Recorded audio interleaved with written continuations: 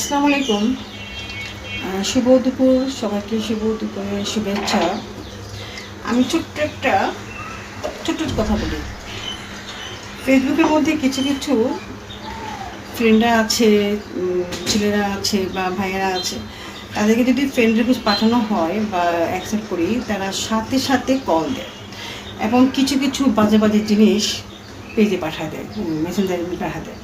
তো এটা আমি মনে করি যে কি আপনাদের ওদের বাসায় কি ভাই বোন মা বাবারা কেউ নেই, ওরা কোন শিক্ষায় নিয়ে বড় হয়েছে? আমার মতে যারা এগুলি ভুগতেছেন তাদেরকে এটা করা উচিত, দেখে বলা উচিত। আমি বললে তো হবে না, সকলে যদি এটা বলে থাকি না, তাহলে ওদের শিক্ষা হবে। কারণ মনে হয় যে ওরা মনে হয় কী বলবো, মুখে আর ভাষা আসে না, খারাপ কথা আসতে আসতে বসে নেয়। কারণ ওদের উচিত যে আমার ঘরে বোন আছে, আমার ঘরে ওয়াইফ আছে, আমি অন্য মেয়েকে, তারা যদি মনে করে থাকেন যে আমি যদি অন্য মেয়েদেরকে ডিস্টার্ব করি, রাত নাই দিন নাই, মুহূর্তে সেকেন্ডে মিনিটে খাওয়ার সময় দেয় না, মানে ওরা কি কোনো কাজ দেয়, শুধু কি দিতেই থাকে, হাতের কি আঙ্গুলটা কি ব্যথা করে না? তো ওদেরকে মনে করা উচিত যে আমি অন্য মেয়েকে ডিস্টার্ব করলে আমার